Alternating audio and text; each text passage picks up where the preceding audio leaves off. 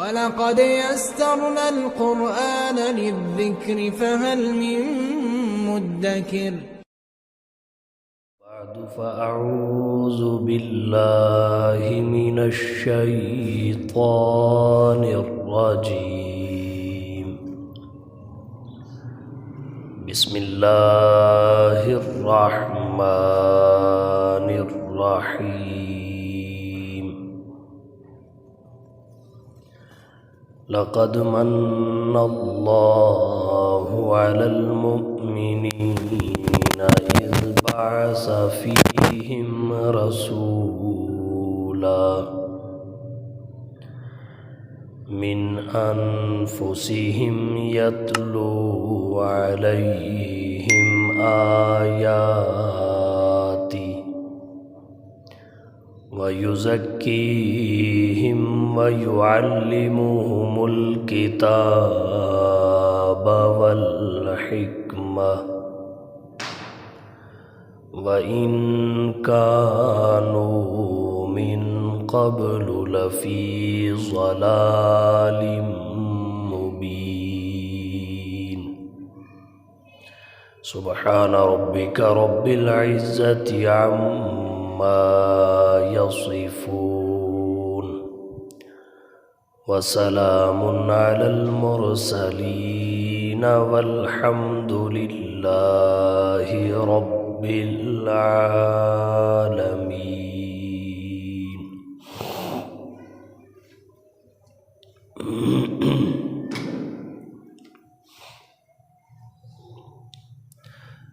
واجب الاحترام برادران اسلام، سورہ آل عمران کی ایک آیت کریمہ کی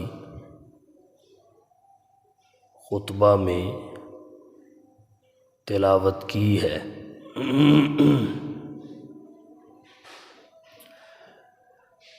اس آیت کریمہ میں اللہ تعالیٰ نے 5 چیزوں کا ذکر کیا ہے۔ ان 5 چیزوں میں 2 اللہ کے احسانات ہیں، 2 رسول اللہ کی ذمہ داریاں ہیں، اور 1 ان چاروں کا سبب ہے۔ اللہ کے 2 احسانات میں ایک حضور کی بعثت کا احسان ہے اور ایک آپ کی بشریت کا احسان ہے۔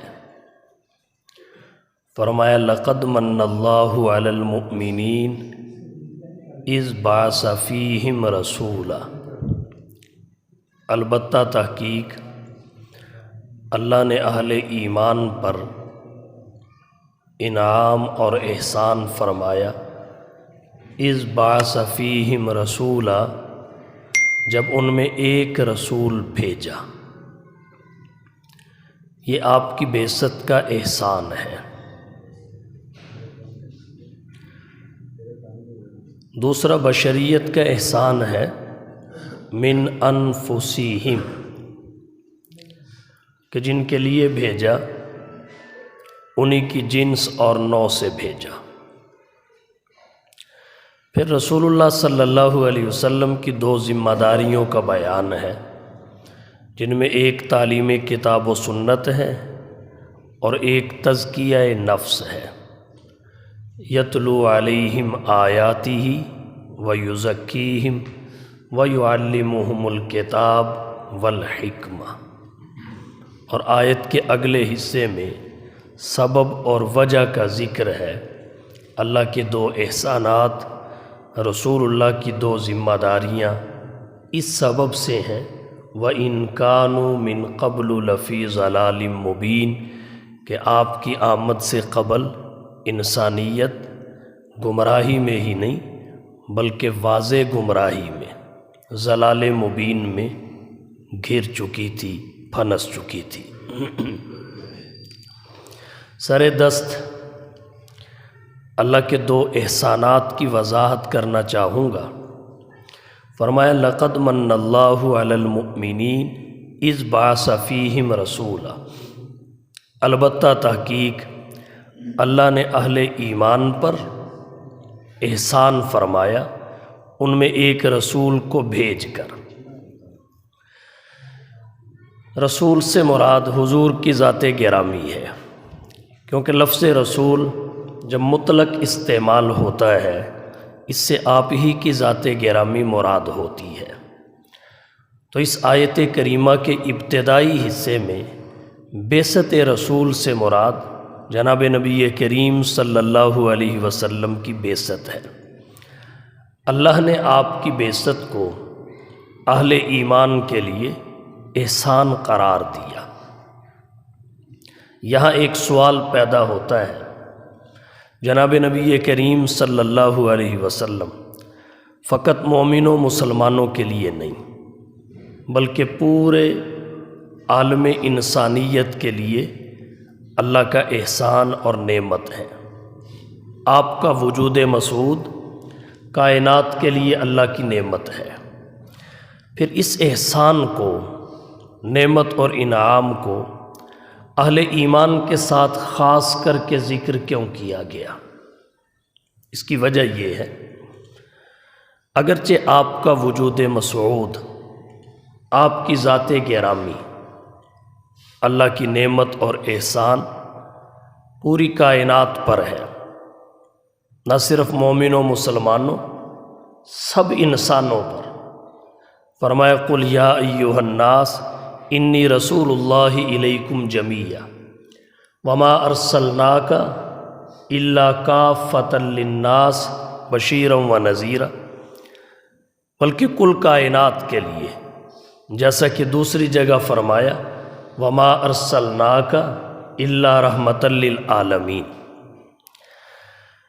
انسانوں کے ایک خاص طبقہ مومنین کے ساتھ خاص کر کے اس لیے ذکر کیا گیا کہ اس نعمت کی قدردانی چونکہ اہل ایمان نے کی ہے،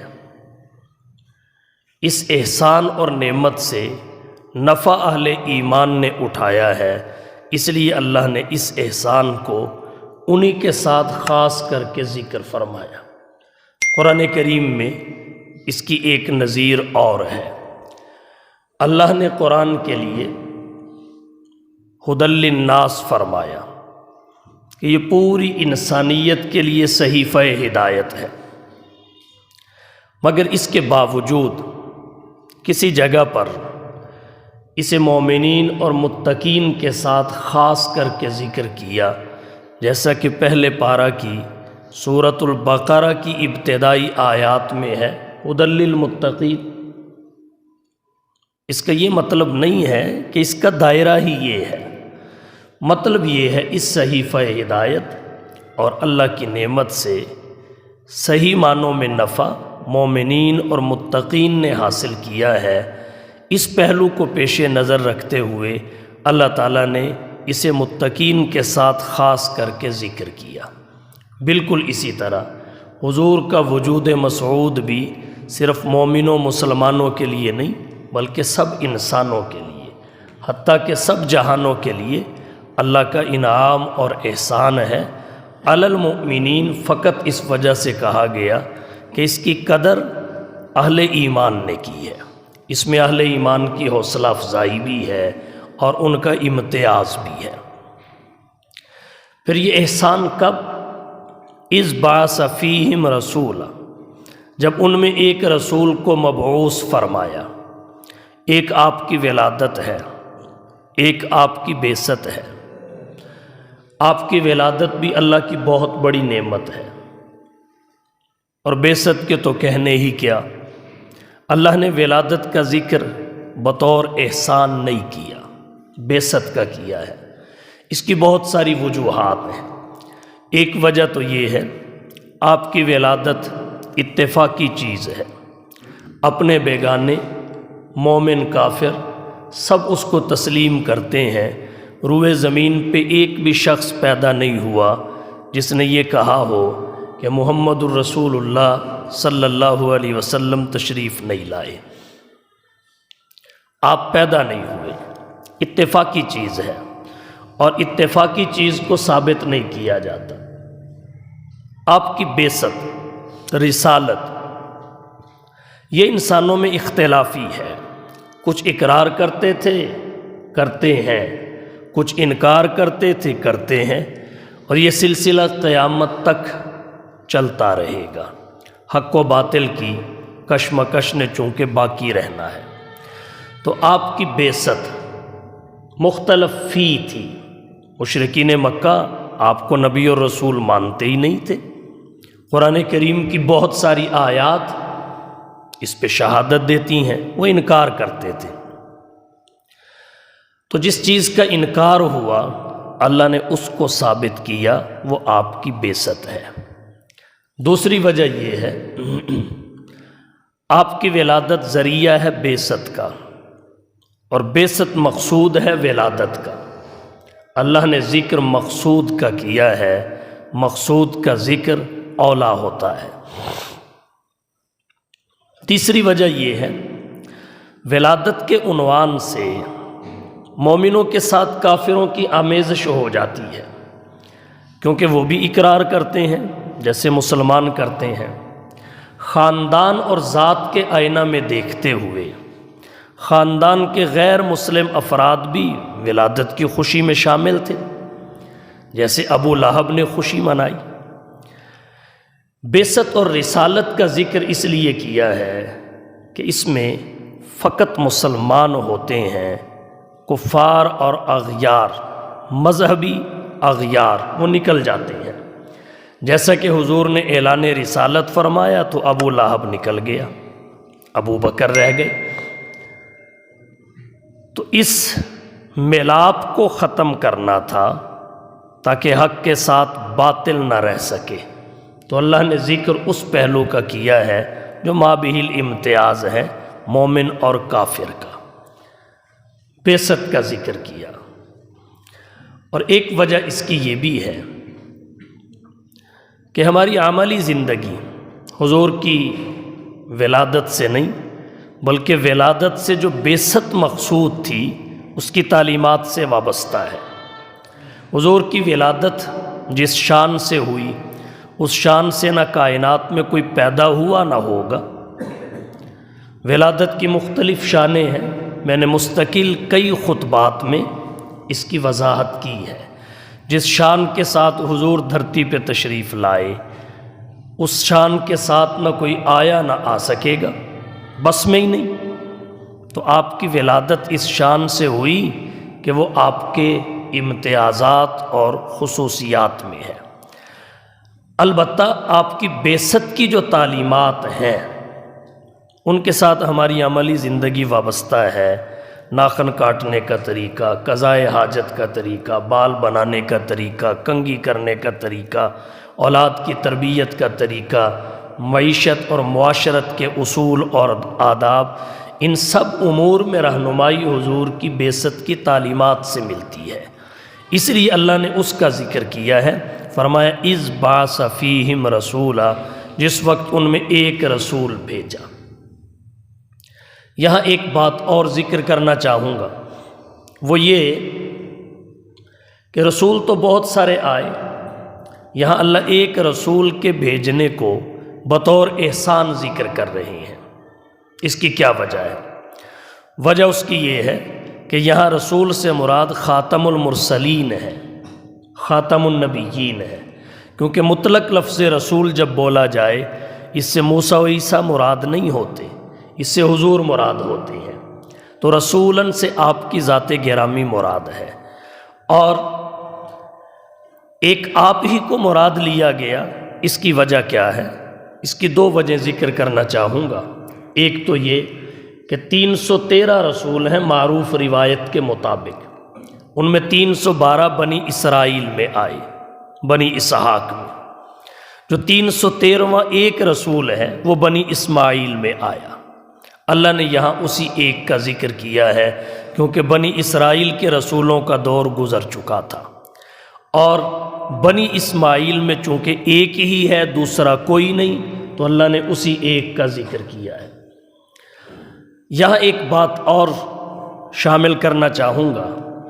جب بنی اسرائیل میں 313 ہیں تو بنی اسماعیل میں ایک ہی کیوں؟ اس کی ایک وجہ یہ ہے کہ اللہ کے نبی جناب محمد الرسول اللہ صلی اللہ علیہ وسلم کے لیے حضرت ابراہیم نے دعا کی۔ آپ دعائے ابراہیم کا ثمر ہیں۔ حضرت عیسیٰ نے بشارت دی۔ حضور نے فرمایا انا ثمرۃ دعوت ابی ابراہیم، میں اپنے باپ ابراہیم کی دعا کا ثمر ہوں۔ اور قرآن نے کہا حضرت عیسیٰ علیہ السلام آپ کی اس میں احمد کے ساتھ بشارت دے کر گئے، مبشرم برسول یأتی من بعدی اسمہ احمد۔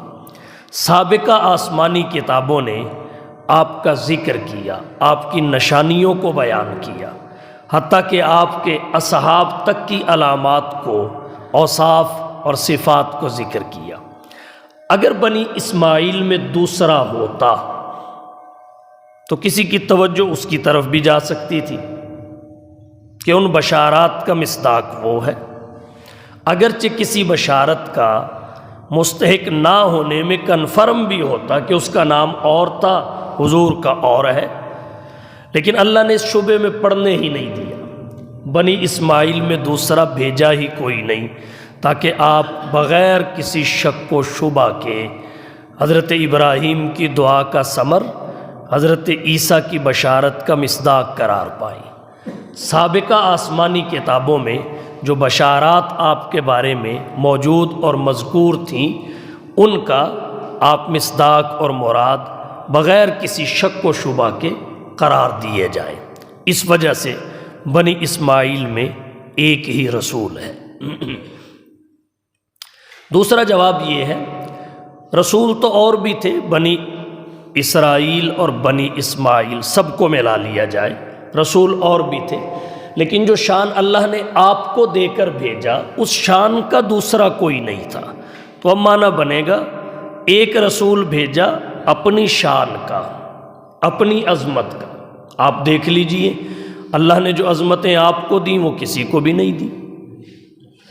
ہر نبی کو محدود نبوت دی، آپ کو غیر محدود دی، زمانے کے اعتبار سے، علاقے کے اعتبار سے، افراد کے اعتبار سے، ہر اعتبار سے غیر محدود نبوت۔ ہر نبی کی نبوت محدود تھی زمانے کے اعتبار سے۔ کلما ہلک نبی خلفہ نبی، جب ایک نبی دنیا سے جاتا، بخاری کی روایت ہے، دوسرا آ جاتا۔ کوئی نبی سب زمانوں کے لیے نہیں آیا، لیکن حضور کو دنیا سے گئے ہوئے کتنے 100 سال گزر چکے، کوئی دوسرا پیدا ہوا؟ ہرگز نہیں، اس لیے کہ حضور ہر زمانے کے نبی ہیں۔ حضور سے پہلے جتنے نبی تھے وہ خاص خاص علاقوں کے نبی ہوتے تھے۔ یہی وجہ ہے ایک وقت میں روئے زمین پر درجنوں نہیں سینکڑوں انبیاء ہوتے تھے، علاقے تقسیم کر دیے گئے۔ ادھر حضرت شعیب، ادھر موسیٰ، ادھر موسیٰ ادھر خضر، ادھر حضرت ابراہیم ادھر حضرت لوط، ادھر حضرت داود ادھر حضرت سلیمان، ادھر حضرت یعقوب ادھر حضرت یوسف۔ ایک وقت میں متعدد انبیاء روئے زمین پہ ہوتے تھے، کیونکہ کوئی بھی نبی ایسا نہیں تھا جو روئے زمین کا نبی ہو۔ زمین کے ایک ٹکڑے کے لیے نبی بن کے آتا تھا، اس ٹکڑے پہ بسنے والے افراد کے لیے، لیکن حضور کو تمام علاقوں کا نبی بنا کے بھیجا۔ اللہ نے مکان کی پابندی اٹھا لی۔ یہی وجہ ہے حضور سے پہلے ایک وقت میں کئی نبی ہوتے تھے، جب حضور آئے تو روئے زمین پر دوسرا کوئی نبی نہیں تھا۔ انبیاء کی مثال ستاروں کی سی ہے۔ ستارے ایک وقت میں متعدد ہوتے ہیں، جو آفتاب فلکیت سے پہلے ہوتے ہیں، آسمان پہ کئی ہوتے ہیں، ہر علاقے کے اپنے ستارے ہیں، لیکن سورج ہر علاقے کا ایک ہی ہے۔ تو حضور آفتاب نبوت ہیں، آپ سے پہلے انبیاء بہت تھے، لیکن حضور صلی اللہ علیہ وسلم جب آئے تو روئے زمین اور اس کائنات کا ہر ذرہ آپ کی نبوت کے نور سے فیض یاب ہو رہا تھا۔ جیسے سورج کے آنے سے پہلے ستارے غائب ہو جاتے ہیں، حضور کی آمد سے پہلے تمام انبیاء بلا لیے گئے۔ تو آپ ہر علاقے کے نبی ہیں۔ پھر آپ کی نبوت کسی خاص طبقے کے لیے نہیں، جیسے پہلے انبیاء کی تھی۔ قرآن کہتا ہے الی مدین اخاہم شعیبا الی ثمود اخاہم صالحا الی عاد اخاہم ہودا لقد ارسلنا نوحا الی قومہ، ایسا نہیں ہے، بلکہ حضور کے لیے ہے وما ارسلناک الا کافۃ للناس قل یا ایھا الناس انی رسول اللہ الیکم جمیعا۔ یہ عظمت آپ کے علاوہ کسی کی نہیں ہے کہ جیسے رب کی ربوبیت کی کوئی حد نہیں، حضور کی نبوت کی بھی کوئی حد نہیں۔ رسولاً، ایک رسول، مطلب اپنی شان کا ایک۔ نبوت سب کے پاس ہے تو حضور کے پاس بھی ہے، لیکن ختم نبوت فقط آپ کی ہے اور کسی کی نہیں ہے۔ امت باقیوں کے پاس ہے، آپ کے پاس بھی ہے، لیکن آپ کی خیر الامت ہے اور کسی کی نہیں ہے۔ کتاب اللہ دیگر رسولوں کے پاس بھی ہے، آپ کے پاس بھی ہے، لیکن اللہ کا کلام فقط آپ کے پاس ہے، کسی کے پاس نہیں تھا۔ باقیوں کا کلمہ امتوں نے پڑھا تو امت نے آپ کا کلمہ بھی پڑھا، لیکن آپ کی امتیازی شان یہ ہے کہ آپ کا کلمہ فقط امت نے نہیں بلکہ سب نبوتوں نے پڑھا۔ اور اللہ نے عالم ارواح میں اس کا عہد لے لیا لَتُؤْمِنُنَّ بِهِ وَلَتَنْصُرُنَّهُ، دو عہد لیے، اور اس قول و قرار کے بعد، عہد و پیمان کے بعد اللہ نے انہیں نبوت کا منصب عطا کر کے دنیا میں بھیجا۔ شفاعت سب کے پاس ہے، حضور کے پاس بھی ہے، لیکن شفاعت کبریٰ آپ کے پاس ہے اور کسی کے پاس نہیں ہے۔ باقیوں نے امتوں کی امامت کروائی تو آپ نے بھی امت کی کروائی، لیکن آپ کا امتیازی وصف یہ ہے کہ آپ امت کے ہی نہیں نبیوں کے بھی امام ہیں۔ شب معراج سب نبیوں کی امامت آپ نے کروائی۔ تو عرض میں نے یہ کیا کہ آپ کی شان نرالی ہے، اس شان کا دوسرا کوئی نہیں، اس لیے فرمایا اذ بعث فیہم رسولا، جب ان میں ایک رسول بھیجا تو اس ایک رسول کو بھیج کر اللہ نے اہل ایمان پر انعام اور احسان فرمایا۔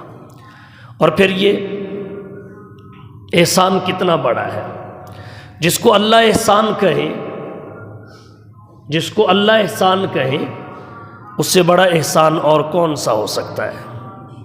اللہ خود کہہ رہے ہیں اللہ نے احسان فرمایا رسول اللہ کو بھیج کر، تو اس احسان کی عظمت کا اندازہ اسی بات سے لگایا جا سکتا ہے کہ اسے اللہ خود احسان کہہ رہے ہیں، اور جس چیز کو اللہ احسان کہیں اس کی عظمت کا کوئی ٹھکانہ نہیں ہوتا۔ یہ اتنا بڑا احسان ہے کہ اس جیسا دوسرا کوئی نہیں ہے، کیونکہ اللہ نے اس احسان میں ہم جیسے گناہگاروں کو اپنا محبوب دیا ہے، اور فقط محبوب ہی نہیں دیا بلکہ پہلے سب کچھ محبوب کو دیا ہے جو محبوب کے شایان شان تھا۔ انا اعطیناک الکوثر، اے حبیب ہم نے آپ کو کوثر یعنی خیر کثیر عطا کیا، جو آپ کی شایان شان تھا آپ کے دامن میں ڈال دیا، آپ کا دامن عظمتوں سے بھر دیا۔ جب بھر گیا تو ان تمام عظمتوں سمیت اللہ نے اپنا حبیب ہم جیسے گناہگاروں کو دے دیا۔ اس سے بڑا احسان کیا ہو سکتا ہے؟ کون کسی کو اپنا محبوب دیتا ہے؟ محبوب کے لیے جان تو دی جاتی ہے لیکن محبوب کسی کو نہیں دیا جاتا۔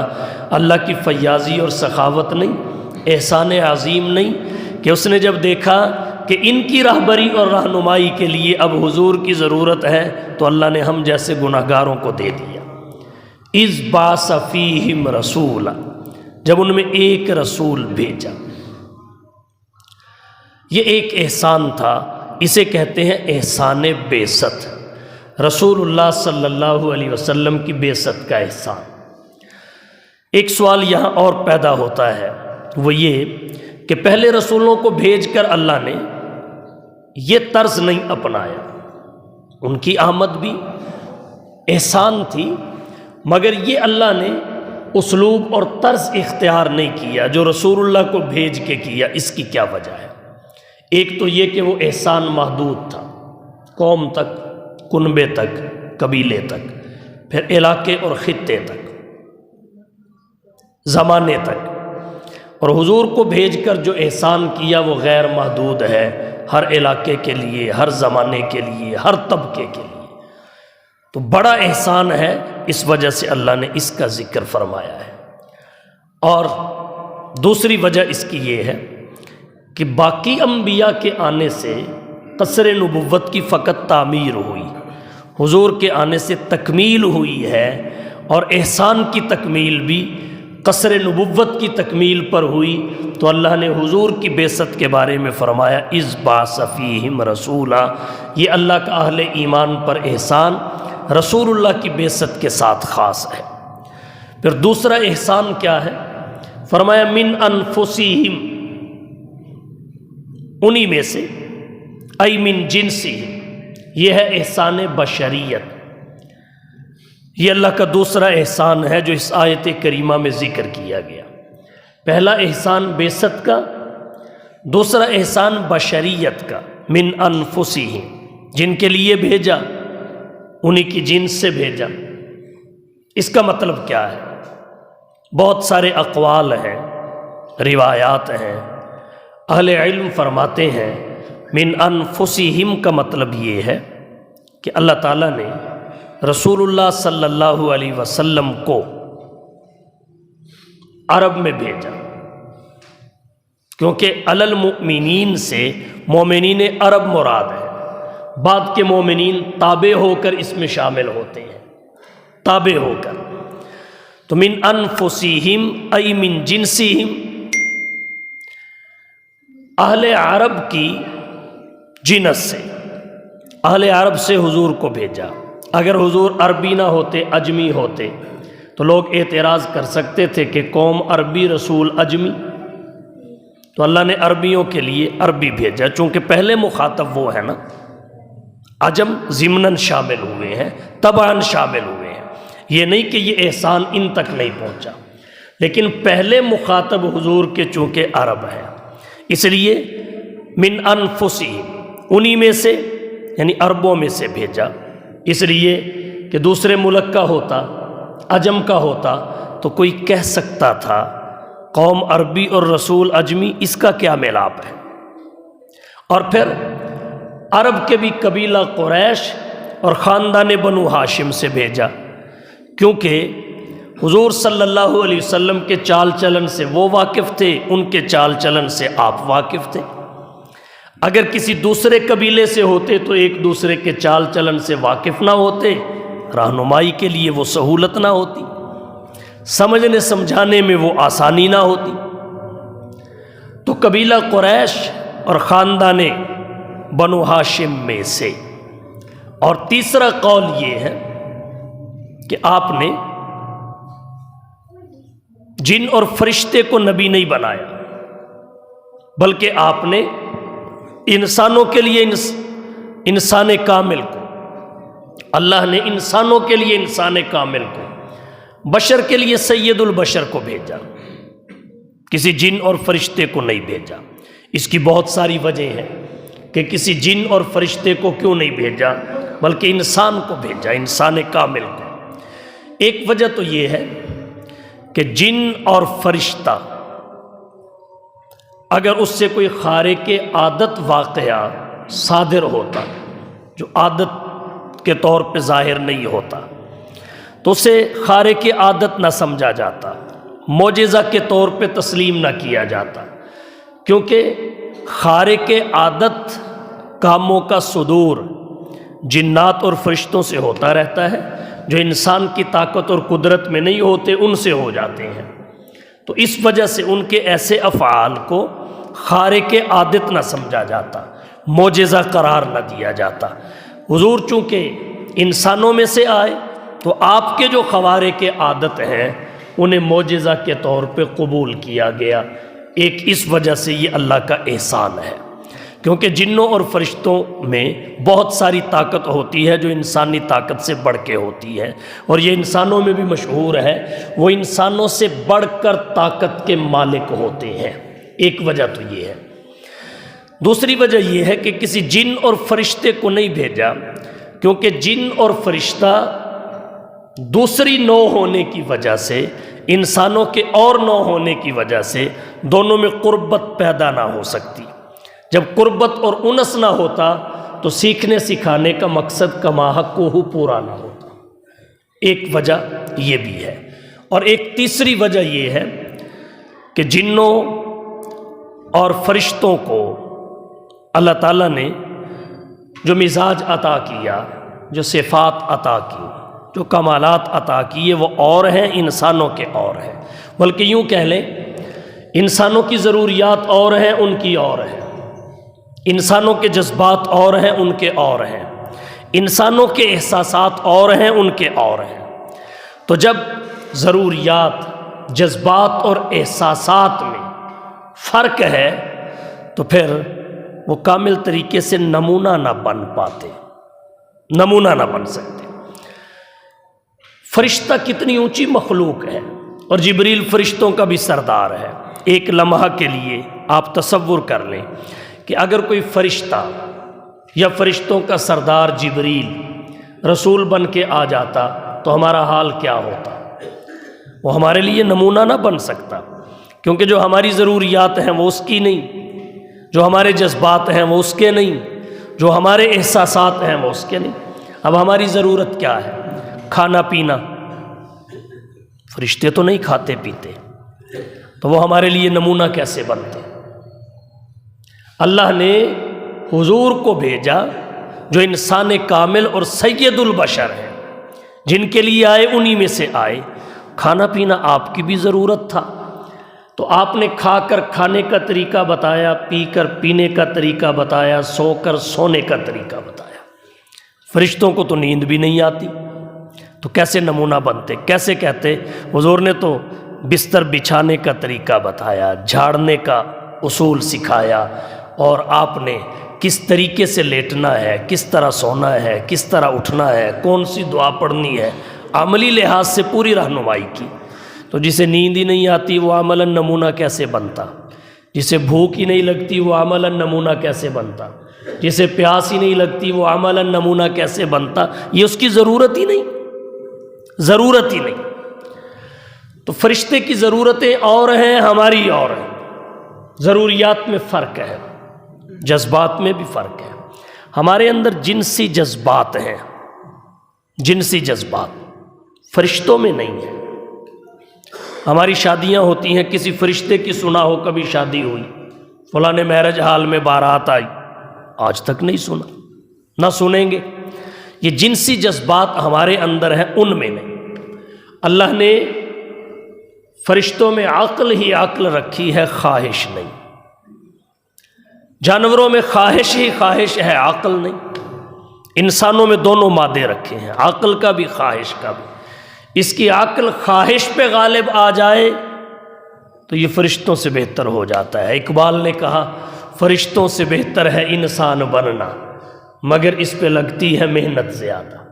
اور اگر اس کی خواہش عقل پہ غالب آ جائے پھر یہ جانوروں سے بھی بدتر ہو جاتا ہے۔ قرآن کہتا ہے اولئک کالانعام، جانوروں کی طرح ہے، بل ہم اضل، بلکہ ان سے بھی بڑھ کر، ان سے بھی زیادہ گمراہ، بے راہ۔ کیوں؟ اس لیے کہ ان میں تو عقل ہے ہی نہیں، وہ اس وجہ سے جدھر مرضی چل پڑتے ہیں، اور ان میں تو ہے، یہ ہوتے ہوئے استعمال نہیں کرتے اور بے راہ روی کا شکار ہو جاتے ہیں۔ تو فرشتوں میں جنسی جذبات ہیں ہی نہیں، ہمارے اندر ہیں۔ تو اب فرشتے اس حوالے سے کیسے ہمارے لیے نمونہ بن سکتے تھے، یا جبریل کیسے نمونہ بنتا؟ ہماری شادیاں ہیں، فرشتوں کی نہیں، تو ہمارے لیے نمونہ تو وہی ہستی بن سکتی ہے نا جس نے ہر قسم کی عورت کے ساتھ شادی کر کے عملی نمونہ اپنی امت کو فراہم کیا ہے۔ اگر بوڑھی سے شادی کرنی ہے تو کیسے رہنا ہے، جوان سے کرنی ہے تو کیسے رہنا ہے، چھوٹی عمر کی خاتون سے کرنی ہے تو کیسے رہنا ہے، غریب کے ساتھ شادی ہو گئی تو کیسے وقت گزارنا ہے، امیر کے ساتھ ہو گئی کیسے گزارنا ہے، اپنے قبیلے کی خاتون سے ہوئی تو کیسے اس کے ساتھ زندگی بسر کرنی ہے، باہر کے قبیلے کی خاتون سے ہوئی تو کیسے زندگی بسر کرنی ہے۔ تو یہی آپ کی زیادہ شادیوں کی حکمت ہے، کیونکہ نبی رہنمائی کے لیے آتا ہے، اللہ کا نمائندہ ہوتا ہے۔ جو حضور کی زیادہ شادیوں پہ اعتراض کرتے ہیں ان کو یہ ساری بحث اگر سمجھ میں آ جائے وہ اعتراض نہ کریں، یہ تعدد ازواج کی حکمت ان پہ کھل جائے گی۔ تو اللہ کے نبی نے شادیاں کر کے عملاً اپنی ذات کو نمونہ بنایا، ہمارے لیے معاشرت کا طریقہ بتایا۔ آپ صلی اللہ علیہ وسلم نے ازدواجی فرائض کی ادائیگی کا طریقہ بتایا، تو ہمارے لیے نمونہ اس معاملے میں بھی کوئی جن اور فرشتہ نہیں بن سکتا تھا۔ رہ گئی بات احساسات کی، ان کے احساسات اور ہیں، ہمارے اور ہیں۔ ہمیں بھوک پیاس محسوس ہوتی ہے، فرشتوں کو نہیں ہوتی۔ حضرت ابراہیم کے پاس جب فرشتے انسانی شکل میں آئے، قرآن کہتا ہے وہ مہمان نواز تھے بڑے، ایک بچھڑا بھون کر لائے، جاء بعجل حنیذ، انہوں نے اس کو دیکھا بھی نہیں، کیونکہ انہیں بھوک کا احساس ہی نہیں ہوتا، کھانے والا کھانا ہی ان میں نہیں ہے۔ حضرت ابراہیم اسی بات کو دیکھ کے گھبرا بھی گئے کہ یہ دشمن تو نہیں ہے، کیونکہ جس کے ساتھ دشمنی ہوتی تھی اس کے گھر کا کھایا پیا نہیں جاتا تھا، تو انہیں بھوک پیاس لگتی ہی نہیں تھی، ہمیں لگتی ہے۔ اور بھوک پیاس کے بہت سارے احکامات دیگر احکامات سے الگ ہیں، مستر کے احکام ہیں، مخمصہ کے احکام ہیں۔ ہمیں گرمی سردی لگتی ہے، فرشتوں کو لگتی ہی نہیں۔ تو کبھی سردی کی شدت کی وجہ سے بھی تیمم کی رخصت پہ انسان عمل کرتا ہے، تیمم کرتا ہے۔ تو اگر جبریل نبی بن کے آ جاتے یہ سہولت ملتی؟ ہمیں سفر کی مشقت اور تھکاوٹ بہت محسوس ہوتا ہے، جبریل کو نہیں ہوتا۔ وہ پلک جھپکنے سے پہلے زمین سے آسمان پر، آسمان سے زمین پر ایک مرتبہ نہیں، نہ جانے کتنی مرتبہ آ جا لیتا ہے۔ اور ہمارے لیے 78 کلومیٹر، جس کو 48 میل کہتے ہیں، اس زمانے میں 3 دنوں میں یہ سفر سہولت کے ساتھ کیا جاتا تھا۔ تو جب اتنا فاصلہ سفر شروع کرنے اور ختم کرنے کی جگہ میں پیدا ہو جائے تو بندہ شرعاً مسافر بن جاتا ہے، اس کی نماز قصر ہو جاتی ہے، 4 فرضوں کو 2 پڑھتا ہے۔ تو کیوں؟ اس لیے کہ اتنے سفر پہ تھکاوٹ کا احساس ہوتا ہے، مشقت کا احساس ہوتا ہے۔ تو جبریل کا یہ احساس ہے ہی نہیں، جنوں کا بھی نہیں۔ تو بتائیے اگر ان میں سے کوئی آ جاتا تو ہماری حالت کیا ہوتی؟ یہ رخصت ہمیں ملتی؟ یہ سہولت ہمیں ملتی؟ ہرگز نہیں۔ تو اللہ کا کتنا بڑا احسان ہے کہ انسانوں کے لیے انسان کامل کو بھیجا، بشر کے لیے سید البشر کو بھیجا۔ اب بھی اگر کوئی حضور کی بشریت کو تسلیم نہیں کرتا تو کتنی کم عقلی کی بات ہے، کتنی کم عقلی کی۔ بشریت کے فوائد تو دیکھیے، اور اس سے افضل مخلوق کوئی دکھائیے۔ باقی مخلوقات ہے، یہ اشرف المخلوقات ہے، انسان مسجود ملائک ہے۔ ڈاکٹر اقبال نے کہا فرشتوں سے بہتر ہے انسان بننا، فرشتوں سے بہتر ہے انسان بننا، مگر اس پہ لگتی ہے محنت زیادہ، اس پہ محنت زیادہ ہوتی ہے۔ فرشتوں سے بہتر ہے انسان بننا، مگر اس پہ لگتی ہے محنت زیادہ۔ اقبال نے کہا فرشتہ مجھ کو کہنے سے میری تحقیر ہوتی ہے، فرشتہ مجھ کو کہنے سے میری تحقیر ہوتی ہے، میں مسجود ملائک ہوں، مجھے انسان رہنے دو۔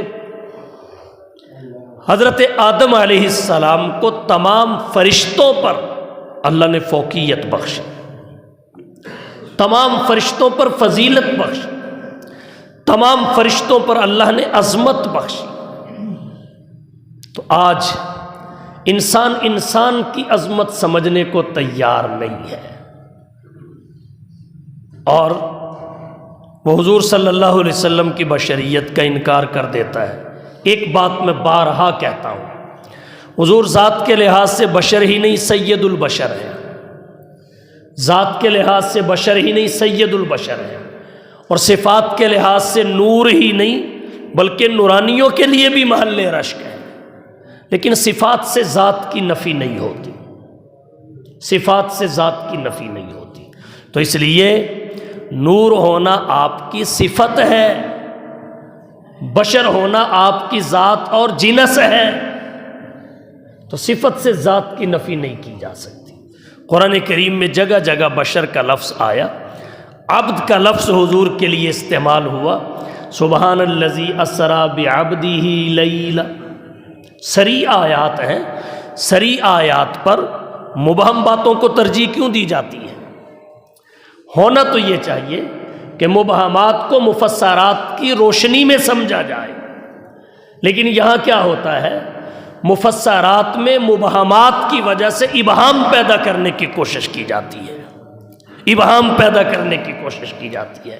یہ اصول تفسیر سے ناواقف ہونے کی وجہ سے ہے، یا اپنی خواہشات کا بندہ اور غلام ہونے کی وجہ سے ہے، یا ضد اور انا کی وجہ سے ہے؟ تو ہمیں چاہیے قرآن و سنت کے ساتھ دھوکہ نہ کریں۔ تو قرآن کریم کی جس آیت کو میں نے پڑھا، اس میں اللہ تعالیٰ نے 5 امور کا ذکر کیا، ان میں سے 2 میں نے آج ذکر کر دیے، 3 باتیں اگلے جمعہ کو تفصیل کے ساتھ ذکر کروں گا۔ پھر دہرا دیتا ہوں، اللہ تعالیٰ نے اس آیت کریمہ میں 5 چیزوں کو ذکر کیا، اپنے 2 احسانات کو، رسول اللہ کی 2 ذمہ داریوں کو، اور ایک ان کے سبب اور وجہ کو۔ 2 احسانات کو میں نے ذکر کر دیا، جن میں ایک حضور کی بعثت کا احسان تھا اور ایک آپ کی بشریت کا احسان ہے۔ 2 ذمہ داریاں ہیں، تعلیم کتاب و سنت، تزکیہ نفس، اور ایک سبب ہے۔ ان تینوں کی وضاحت اگلے جمعے اللہ تعالی ہم سب کو سمجھنے اور عمل کرنے کی توفیق بخشے۔ وآخر دعوانا ان الحمد للہ رب العالمین۔